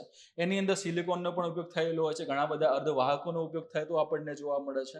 બટ આની અંદર નવી વસ્તુ એવી તો શું છે જેના કારણે ચર્ચામાં છે? તો એની પાછળ જે સૌથી મહત્વનું જે કારણ છે એ છે પેરોસ્કાઇટ. શું આવશે? પેરોસ્કાઇટ ત્યાં આગળ આવતું જોવા મળે છે. સો તાજેતરમાં IIT બોમ્બેના સંશોધકોએ અર્ધપારદર્શક પેરોસ્કાઇટ સોલર સેલ એટલે કે PSC વિકસાવ્યો છે. તે પરંપરાગત સિલિકોન આધારિત સૌર કોષ પર સ્તરિત છે. અહીંયા ખાસ આ વસ્તુ ધ્યાનમાં રાખવાની છે કે પરંપરાગત એટલે અત્યારે આપણી પાસે જે સોલાર પ્લેટ્સ છે એ કેવી છે તો કે એ સિલિકોન આધારિત તમને જોવા મળે છે. તો હવે આ જે નવો સોલર સેલ આવે છે એ કઈ રીતનો હશે? તો નીચે સિલિકોન આધારિત ત્યાં આગળ સોલાર પ્લેટ હશે ને એની ઉપર આ પેરોસ્કાઇટ એટલે PSC ત્યાં આગળ લગાવવામાં આવશે. બરાબર, તો એના કારણે શું થશે? તો 4T ત્યાં આગળ ઊભું થશે, જેને આપણે કહીએ છીએ 4 ટર્મિનલ ટેન્ડમ, જેને આપણે ઓળખીએ છીએ. અહીંયા તમે બાજુના ફોટોગ્રાફમાં જોઈ શકો છો એ પ્રમાણે કે બાજુનો ફોટોગ્રાફ તમને બતાવે છે કે આ જો પેરોસ્કાઇટ ટોપ સેલ ત્યાં આગળ મૂકેલો છે, ત્યાં બતાવેલો છે. એની એક્ઝેક્ટ નીચે તમે જુઓ તો સિલિકોન બોટમ સેલ તમને જોવા મળે. બોટમ એટલે નીચે કોણ રહેશે? તો સિલિકોન સેલ ત્યાં આગળ રહેવાનો છે. ઓકે, અને એના ઉપર કોણ આવશે? તો કે પેરોસ્કાઇટ ત્યાં આગળ રહેશે. તો અહીંયા આ જે બે જે વસ્તુ આ 3 4 એટલે કે 4 જે વસ્તુઓ ભેગી થઈને જે બને છે એને 4 ટર્મિનલ અથવા તો 4T તરીકે એને ઓળખવામાં આવે છે. Okay, ready? ફરીથી તમે એકવાર જોઈ લો. આ પ્રમાણેની રચના આવશે. એટલે જો હવે આ સોલર પ્લેટ ત્યાં લગાવેલી છે, બરોબર, તો આ પેનલની અંદર તમને અહીંયા બતાવું હું તો આ ઉપરનો ભાગ એટલે આ પેનલ છે એમાં ઉપરના ભાગમાં તમને શું જોવા મળશે? તો આ PSC જોવા મળશે અને નીચેના ભાગમાં જે પરંપરાગત આપણે જે સોલર પ્લેટ છે, ઓકે, તો એ જોવા મળશે એટલે કે સિલિકોન વાળી. બરાબર, કેમાંથી લાવવામાં આવી, કઈ રીતે કાર્ય કરે છે એના વિશે જોઈએ. તો વપરાયેલી સામગ્રી, આને બનાવવામાં કઈ સામગ્રીનો ઉપયોગ થાય છે? તો આમાં જે નીચેનો જે સબ સેલ છે એ સુસ્થાપિત સિલિકોન ટેકનોલોજીનો ઉપયોગ કરે છે. એટલે કે નીચેનો ભાગ, આ જે ભાગ છે કઈ ટેકનોલોજીનો ઉપયોગ કરશે? તો સિલિકોન ટેકનોલોજીનો ઉપયોગ કરીને એ ત્યાં આગળ લેયર એનું બનાવવામાં આવે છે. જ્યારે ઉપરનો જે સબ સેલ છે એ સ્વદેશી રીતે વિકસિત હેલાઇડ પેરોસ્કાઇટ સેમિકન્ડક્ટર ધરાવે છે. તો અને એની ત્યાં ખાસિયત પણ છે. અહીંયા જે વાત કરી છે હેલાઇડ પેરોસ્કાઇટ સેમિકન્ડક્ટરની જે વાત કરી છે એનો ઉપયોગ કરવામાં આવે છે. એની ખાસિયત છે, કઈ રીતે ખાસિયત છે એની પણ હું હમણાં તમને ચર્ચા કરીશ. તો એની ખાસિયત એ છે કે જે ઉચ્ચ પ્રકાશ શોષણ અને કાર્યક્ષમ ઉર્જા રૂપાંતરણને સક્ષમ બનાવે છે. ઓકે, તો અહીંયા જે વસ્તુ જે છે કામ કઈ રીતે કરે છે એની હવે આપણે ચર્ચા કરીશું. કે આ સોલર પ્લેટ છે, બરોબર, અહીંયા તમને સૂર્ય જોવા મળી જશે. બરાબર, સૂર્યમાં જે છે એ સારામાં સારી અક્ષય ઉર્જાનો સ્ત્રોત આપણે જેને કહીએ છીએ, સોલર એનર્જીની આપણે વાત કરેલી છે, એ તમને જોવા મળશે અહીંયા આગળ. તો એ પોતાના જે કિરણો છે એ આપાત કરે છે પૃથ્વી ઉપર એ આવે છે. બરાબર, ટૂંકમાં આ જે સૌર કિરણો છે, પ્રકાશ જેને આપણે કહીએ છીએ, પૃથ્વી ઉપર આવે છે અને પૃથ્વી ઉપર ખાસ કરીને મારા ઘર ઉપર કોઈ એવી સંસ્થાઓ ઉપર કોઈ એવા સારા એવા વિરાન એવું કોઈ પ્રદેશ છે એ જગ્યાએ પણ આવનો આખું ત્યાં સોલાર પ્લેટ જે છે સોલાર ફાર્મ ત્યાં આગળ ઊભો કરવામાં આવી શકે એમ છે. બરાબર, તો એ જગ્યાએ જે સોલાર પ્લેટ રાખેલી હશે એના ઉપર આ સૌર કિરણો પડે છે.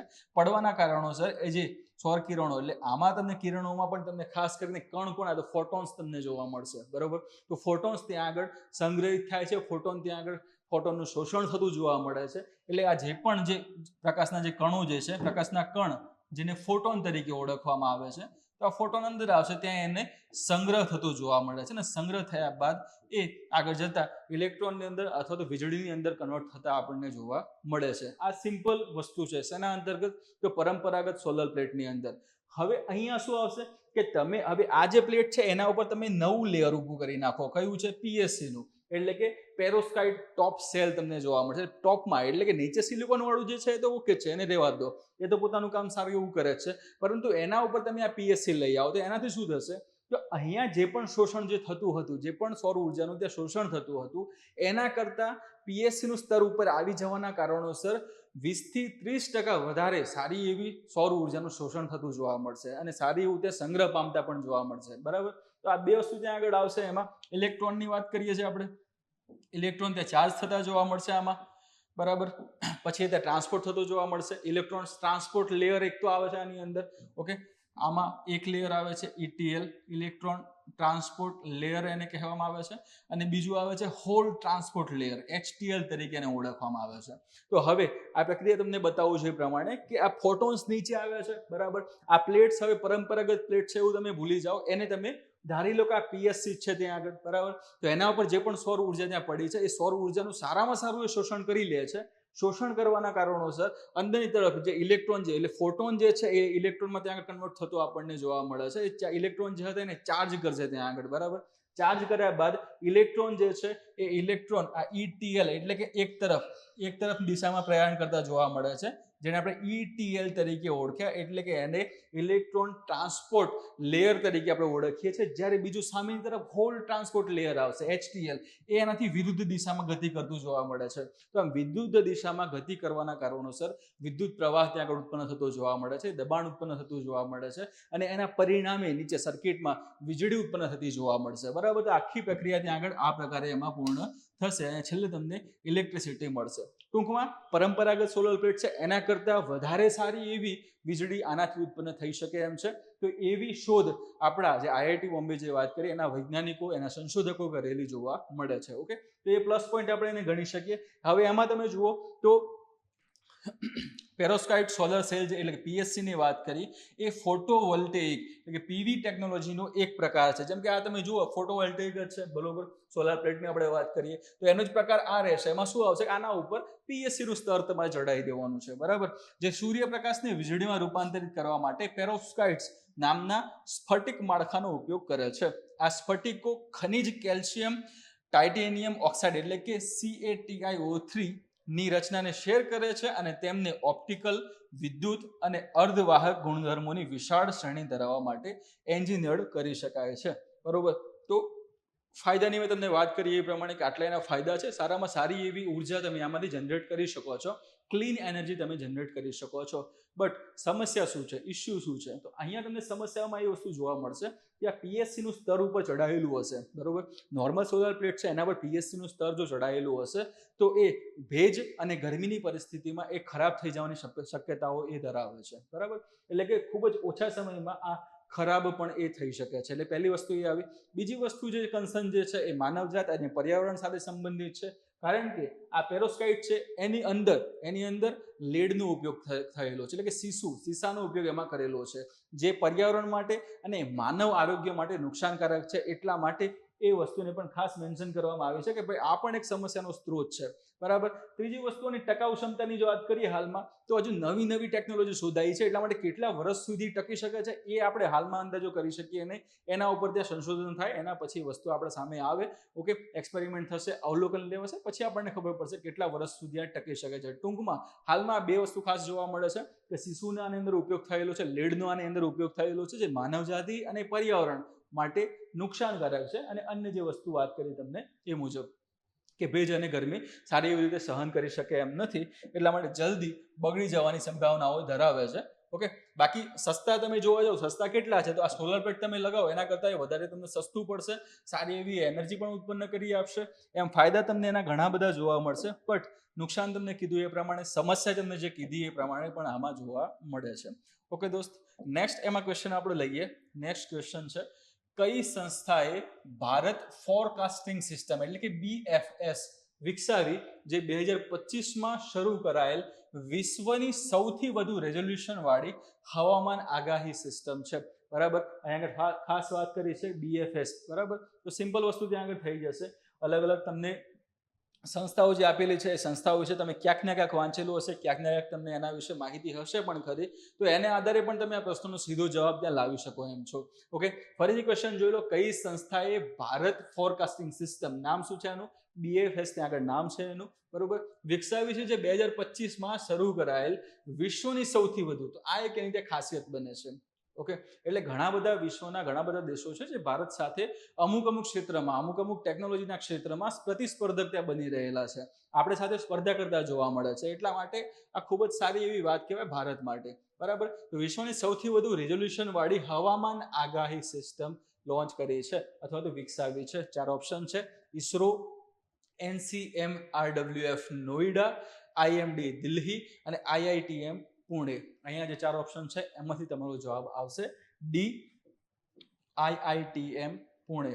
ઓકે, IITM પુણેની આપણે વાત કરીએ. આનું પૂરું નામ છે ઇન્ડિયન ઇન્સ્ટિટ્યૂટ ઓફ ટ્રોપિકલ મેટીઓરોલોજી તરીકે આને ઓળખવામાં આવે છે, જેની સ્થાપના કઈ જગ્યાએ થયેલી છે? તો કે પુણે ખાતે એની સ્થાપના થયેલી જોવા મળે છે. ઓકે, હવે આ સંસ્થાની વાત કરીએ, એણે શાની રચના કરી છે, શું વિકસાવ્યું છે? તો એણે BFS વિકસાવ્યું છે. શું? BFS, ભારત ફોરકાસ્ટિંગ સિસ્ટમ એણે વિકસાવેલી છે. ઓકે, તો એના વિશે આ આખું જે આપણે કરંટ અફેર્સ જે છે એનો પ્રશ્ન બનતો જોવા મળ્યો છે. બીજી જે મહત્વની વાત કરી છે કે સૌથી સારામાં સારું રેઝોલ્યુશન પણ પ્રદાન કરે છે. એટલે એનો મતલબ એ થશે કે સારામાં સારું એ રિઝોલ્યુશન તે પ્રદાન કરે છે. દેટ મીન્સ કે સારામાં સારો એ ડેટા પણ ત્યાં આગળ સુપર કોમ્પ્યુટરને પ્રોવાઈડ કરશે અને એ ડેટાને સુપર કોમ્પ્યુટર જે છે એ સારામાં સારી રીતે એનું એનાલિસિસ કર્યા બાદ આપણને સરખો રિપોર્ટ સોંપી શકશે. તો એટલા માટે આ ત્યાં પ્લસ પોઈન્ટ બને છે. એના વિશે પણ આપણે જોઈ લઈએ એક્સ્ટ્રા. એ વસ્તુ જે છે કે 26 મે, ક્યારે?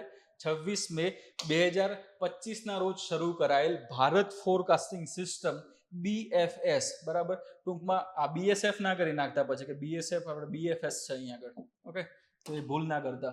26 મે 2025 રોજ શરૂ કરાયેલ ભારત ફોરકાસ્ટિંગ સિસ્ટમ BFS ભારતના હવામાન શાસ્ત્રના માળખામાં એક અભૂતપૂર્વ પ્રગતિ દર્શાવે છે. કેમ? કારણ કે તમને વાત કરીએ એ પ્રમાણે સૌથી વધારે રિઝોલ્યુશન વાળી આ વસ્તુ એમાં આવશે અને એ ભારતીય ઉષ્ણકટિબંધીય હવામાન શાસ્ત્ર સંસ્થા એટલે કે IITM, મેં હમણાં તમને એનું ઇંગ્લિશ નામ કીધું હતું કે ઇન્ડિયન ઇન્સ્ટિટ્યૂટ ઓફ ટ્રોપિકલ મેટીઓરોલોજી એને કહેવામાં આવે છે. કઈ જગ્યાએ આવેલી છે? તો પુણે ખાતે આવેલી છે આ સંસ્થા. એના દ્વારા વિકસાવવામાં આવેલી આ સિસ્ટમ 6 કિલોમીટર બાય 6 કિલોમીટર એટલે કે 6 બાય 6 તમે કહી શકો, 6 બાય 6 કિલોમીટર તમે એને કહી શકો છો. તો એટલા રેઝોલ્યુશન પર આધારિત અતિસ્થાપિત હવામાન આગાહીઓ પહોંચાડે છે, જે હાલમાં વિશ્વમાં સૌથી વધુ અને સચોટ જોવા મળે છે. અને આવનારા સમયમાં સંસ્થાએ જણાવ્યું છે એ પ્રમાણે કે આવનારા સમયમાં કેટલા રિઝોલ્યુશન વાળી ક્ષમતા પ્રદાન કરશે? તો કે 2 બાય 2 કિલોમીટર. ઓકે, 2 બાય 2 વાળી. એટલે હાલમાં 6 બાય 6 છે, એ પણ વિશ્વની સૌથી વધારે રિઝોલ્યુશન વાળી 2025ની આ BFS સિસ્ટમ બની છે. તો આવનારા સમયમાં 2 બાય 2 આવશે, તો એ વધારેમાં વધારે સારા એવા પ્રમાણમાં ડેટા જે છે એનું વિશ્લેષણ, ડેટા મેળવવામાં એ કામ ત્યાં કરી શકવા માટે સક્ષમ બનશે. બરાબર, તો આના પછી જે વાત કરીએ કે અલગ અલગ સેટેલાઇટ્સ દ્વારા જે ડેટા મોકલવામાં આવશે એ ડેટા ઉપર જે કામ કરવાનું છે એ કામ સાથે સંબંધિત હવે વાત આવે છે સુપર કોમ્પ્યુટર્સની. તો અહીંયા આગળ BFS જે છે એ કયા સુપર કોમ્પ્યુટર પર કામ કરે છે? તો એમાં જવાબ આવશે અર્કા. બરોબર, અહીંયા આર્કા નહીં આવે, અર્કા આવશે. શું જવાબ આવશે? અર્કા.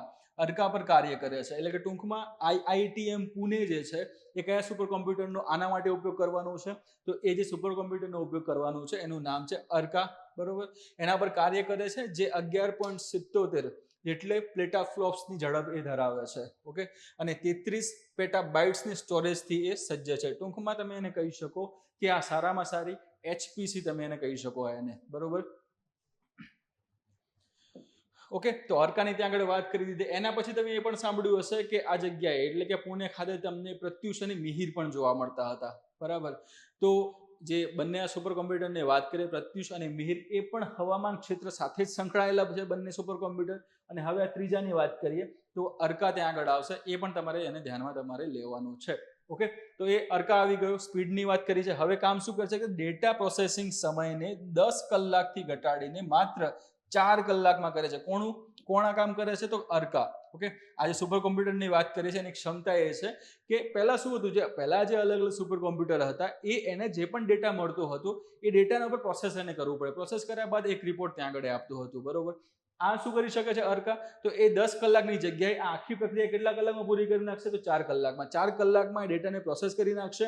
પ્રોસેસ કર્યા બાદ એનો આખો ત્યાં રિપોર્ટ બનાવી દેશે અને રિપોર્ટ બનાવ્યા બાદ એ રિપોર્ટ આ જે તે સંસ્થાને સુપરત કરી દેશે અને સંસ્થા પછી આ જે પણ રિપોર્ટ મળ્યો છે એને ફોરકાસ્ટ કરશે અને ત્યાં આગળ એ આગાહી કરશે. અલગ અલગ જે માધ્યમો છે એના માધ્યમો દ્વારા માનવજાત સુધી અથવા તો ભારતના નાગરિકો સુધી એને પહોંચાડવાનો પ્રયત્ન કરશે. બરોબર, જે કૃષિ, આપત્તિ પ્રતિભાવ અને જાહેર સલામતી જેવા મહત્વપૂર્ણ ક્ષેત્રો માટે ઝડપી અને સચોટ આગાહીને સક્ષમ બનાવે છે. તો અહીંયા તમને વાત કરીએ કે 10 કલાકની જગ્યાએ કેટલામાં? તો કે 4 કલાકમાં. હવે અહીંયા આગળ જુઓ, એક દિવસમાં, આ એક દિવસની વાત કરીએ તો એક દિવસમાં આ જે પ્લેટફોર્મ છે કેટલી વાર અપડેટ થશે? તો 4 વાર. ઓકે, એટલે કે ટૂંકમાં દર 6 કલાકે આમાં તમને અપડેટ, એટલે કે જે પણ માહિતી હશે માહિતીમાં તમને અપડેટ જોવા મળશે. કેમ? કારણ કે આજે અર્કાની વાત કરી, અર્કા જોડે ક્ષમતા છે કે તમે કોઈ પણ એને ડેટા આપેલો છે, ડેટા એ 4 કલાકમાં કમ્પ્લીટલી પ્રોસેસ કરીને તમને આપી દેશે. તમને મળ્યા બાદ તમે એને ખરાઈ કરી લેશો. ખરાઈ કર્યા બાદ અલગ અલગ માધ્યમો દ્વારા તમે એને પહોંચાડશો. ટૂંકમાં એના માટે એક્સ્ટ્રા બીજા 2 કલાકની તમારે જરૂર પડશે. તો ટોટલ 6 કલાક, એટલે દિવસમાં તમે જોવા જાઓ, ઓકે, એક દિવસમાં તમે જોવા જાઓ તો 6 કલાકના તમારા 4 સ્લોટ ત્યાં આગળ આવશે. એટલે દિવસમાં કેટલી વાર? તો કે 4 વાર અપડેટ થશે. દિવસમાં 4 વાર અપડેટ થતી જોવા મળે છે. ઓકે, અને આના અંતર્ગત IITM ની આપણે જે વાત કરીએ, પુણેની વાત કરીએ, એના સાથે જે અલગ અલગ જે એપ્લિકેશનો કામ કરે છે, જેમ કે મેઘદૂત તમે નામ સાંભળ્યું હશે. ઓકે, એક આવે છે મેઘદૂત, તમે નામ સાંભળ્યું હશે. તો એ કૃષિ ક્ષેત્ર સાથે સંબંધિત જે પણ આબોહવાકીય ફેરફારો છે, વરસાદ આવવાની જે વસ્તુ એને વર્તારાની ત્યાં વાત કરવામાં આવે, એ બધી માહિતી અહીંયા મેઘદૂત ઉપર જાણવામાં આવે છે. એના સિવાય દામિની કરીને સિસ્ટમ છે, દામિની કરીને એક એપ્લિકેશન છે. દામિનીમાં તમને શું જણાવવામાં આવે છે? તો વીજળી પડવાની સંભાવના અથવા તો વીજળી જે પડવાની છે એની આગાહી કરવામાં આવે છે. શેમાં? તો કે દામિની એપ્લિકેશન ઉપર. ઓકે, તો આ 2 ખાસ તમારે ધ્યાનમાં રાખવાનું છે. ત્રીજી એક મહત્વની વસ્તુ છે મોસમ એપ. આની ઓકે, આના અંતર્ગત જ કામ કરે છે મોસમ એપ. એના ઉપર આજે અલગ અલગ જે આબોહવાકીય ફેરફારો જે છે, એના વિશે માહિતી આપવામાં આવશે. કયા ક્ષેત્રમાંથી કોઈ વાવાઝોડું આવી રહ્યું છે, ચક્રવાત આવી રહ્યું છે. ઓકે, આ બધી વસ્તુ અહીંયા જે વાત કરી છે તમને કે કૃષિ ક્ષેત્રમાં કઈ રીતે કામ કરશે. તો કૃષિમાં તમને જણાવ્યું એ પ્રમાણે કે કેટલા વરસાદ કેટલા સમયમાં ત્યાં આગળ આવી શકે છે, એના બધી ત્યાં આગળ માહિતી આપશે. એના સિવાય આપત્તિ પ્રતિભાવની વાત કરીએ તો અલગ અલગ કોઈ પણ સમસ્યાઓ આવી રહી હોય, જેમ કે ચક્રવાત છે, વાવાઝોડું છે, ધૂંધ, બરાબર, એવી કોઈ પણ સમસ્યાઓ ઊભી થઈ રહી હોય તો એના વિશે પણ તમને ઝડપથી માહિતી ત્યાં પહોંચાડી શકશે, જેનાથી જાહેર સલામતી જે છે એ નિશ્ચિત થતી આપણને જોવા મળશે. ભારતની છે એટલા માટે ખાસ આપણે ધ્યાનમાં એને લેવાનું છે. બરાબર. એના પછી લાસ્ટ જે ક્વેશ્ચન છે આપણું કે તાજેતરમાં કયા દેશને વિશ્વ આરોગ્ય સંગઠન એટલે કે WHO, કયા દેશને વિશ્વ આરોગ્ય સંગઠન એટલે કે WHO દ્વારા જાહેર આરોગ્ય સમસ્યા ટ્રેકોમાં નાબૂદીનું પ્રમાણપત્ર આપવામાં આવ્યું છે. એટલે કે અહીંયા જે અલગ અલગ 4 ઓપ્શન છે, એ 4 ઓપ્શનમાં તમને એવો એક દેશ છે જે દેશને ટ્રેકોમા નાબૂદી, ટ્રેકોમા એક બેક્ટેરિયલ જે ચેપ થવાના કારણોસર અથવા બેક્ટેરિયાથી થતો એક રોગ છે. ઓકે, તો એ રોગને આ જે 4 ઓપ્શન છે એમાંથી એક એવો દેશ છે જેણે એને નાબૂદ કરી દીધો છે. ઓકે, તો 4 ઓપ્શન છે તમારી પાસે. એક છે પાકિસ્તાન, બીજો છે ભારત, ત્રીજો છે ઇઝરાયલ અને ચોથો છે ચીન. અહીંયા આપણો જવાબ આવશે એ છે બી, ભારત. ઓકે, ખાસ કરીને આ બધા પ્રશ્નો આપણે સેના ઉપર ત્યાં આગળ કેન્દ્રિત રહેશે. તો આપણા દેશ ઉપર કેન્દ્રિત રહેવાના છે, દેશની અલગ અલગ સંસ્થાઓ છે એના ઉપર કેન્દ્રિત રહેવાના છે. આપણે વધારે બીજા દેશનું એટલું બધું જોવા નહીં જઈએ જેટલું આપણે ભારતનું જોવાના છીએ. બરાબર. તો અહીંયા ભારત જવાબ આવશે, જેને ટ્રેકોમાં નાબૂદીનું પ્રમાણપત્ર કોના દ્વારા આપ્યું છે? તો કે WHO દ્વારા એને આપવામાં આવેલું છે. એ એની સિદ્ધિના કારણોસર મળ્યું છે. સિદ્ધિ જે વાત કરી એ કે ટ્રેકોમાં નાબૂદ ભારતે કરી નાખ્યું છે. ક્યારે? તો કે 2024માં એની જાહેરાત ત્યાં થઈ ગઈ હતી કે ભારતે ટ્રેકોમાં નાબૂદ કરી દીધો છે. ચલો હવે એના વિશે જોઈ લઈએ. તો 2024માં જે ટ્રેકોમાં નાબૂદ કરનાર ત્રીજો, ઓકે, નેપાળ અને મ્યાનમાર. પણ શેમાં સ્પેશિયલી? તો દક્ષિણ પૂર્વ જે એશિયાઈ જે ક્ષેત્રના જે દેશો છે એમાં ભારત કયા ક્રમે છે? 3જા ક્રમે છે. એના પહેલા કયા દેશે આને નાબૂદ કર્યો છે? તો નેપાળ અને મ્યાનમારમાંથી આ નાબૂદ થઈ ચૂક્યો છે. બરોબર. તો આ ક્ષેત્ર એટલે એશિયાઈ ક્ષેત્રના દેશ જાહેર કરવામાં એને આવ્યો છે. ઓકે, તો ભારતે તો એને ત્યાં નાબૂદ કરી દીધો 2024માં. તો WHO ક્યારે એ નક્કી કર્યો હતો લક્ષ્યાંક કે આને વિશ્વમાંથી નાબૂદ કરશું?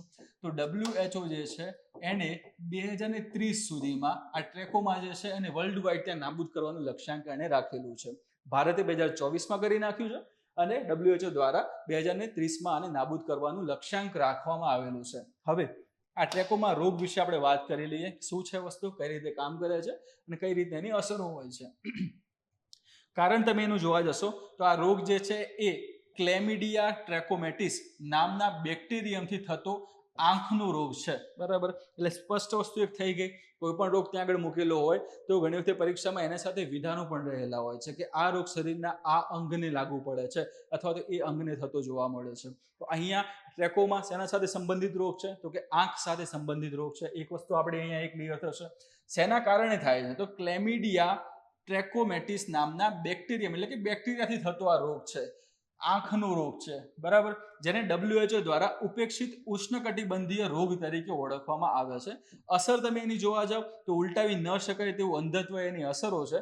વારંવારના હુમલાઓથી પાંપણ અંદર તરફ ખેંચાઈ શકે છે, જેનાથી આંખની સપાટી ઘસાવાથી કોર્નિયલને કાયમી નુકસાન થઈ શકે છે. ટૂંકમાં તમે અહીંયા ફોટોગ્રાફમાં બતાવો એ પ્રમાણે કે ફર્સ્ટ શું થશે, તમને આ ઇન્ફેક્શન લાગશે, બરોબર, તમને ઇન ધ સેન્સ અહીંયા જે વાત કરી રહ્યો છે એ પ્રમાણે કે કોઈ પણ એવો માણસ છે જેને ઇન્ફેક્શન લાગે છે, ઇન્ફેક્શન લાગવાથી શું થશે તો ફર્સ્ટ જે આંખના જે ઉપરની બે પાંપણ જે હોય છે એ પાંપણમાં ધીમે ધીમે સોજો આવતો જોવા મળે છે, એટલે કે કંઈક તમને આ રીતનું જોવા મળશે, બરાબર. આજે તમને વ્હાઇટ જે ભાગ છે પછી રેડ ત્યાં રેડિશ થતો જોવા મળે છે, ઓકે. એના પછી સ્ટેપ બાય સ્ટેપ તમે જોશો તો ત્યાં આગળ ફોલિકલ્સ ત્યાં ઉત્પન્ન થયેલા હશે, એ જે પાંપણનો જે ભાગ છે વળીની અંદરની તરફ જશે, ઓકે. એટલે જે વાળ જે હતા એ બહારની તરફ તમને બહાર નીકળતા જોવા મળે છે, એ પાંપણનો ભાગ વળીને આંખની તરફ જવાનો છે.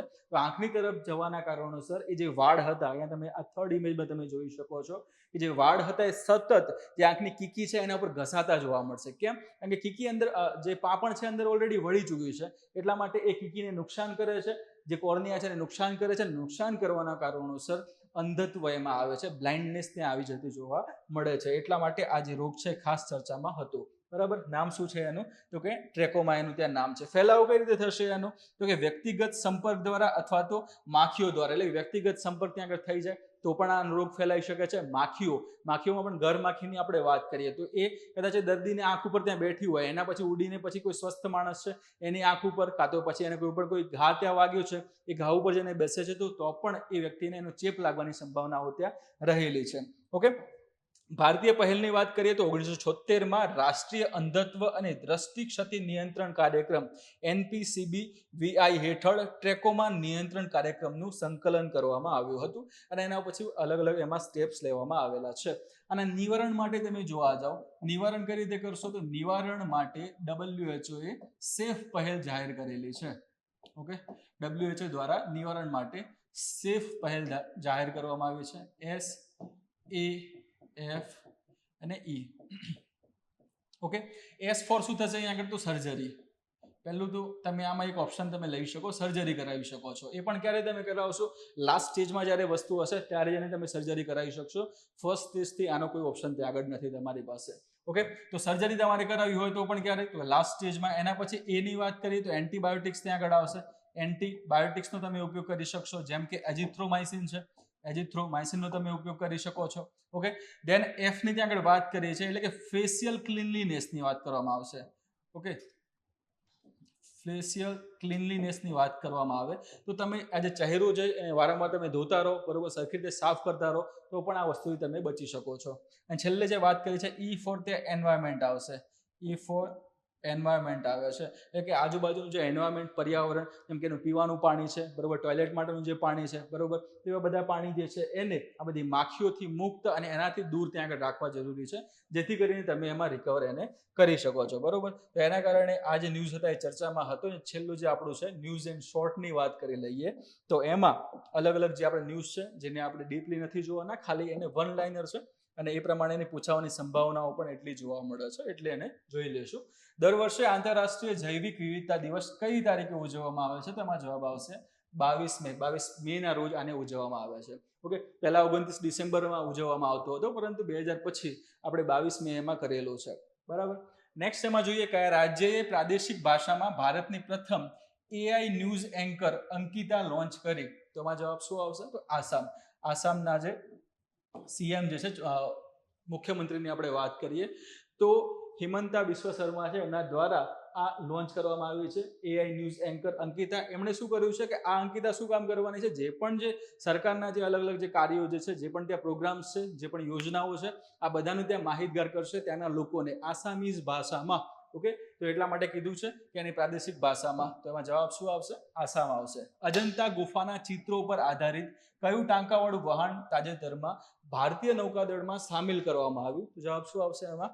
INSV કોડિનને એનો જવાબ આવશે, ઓકે.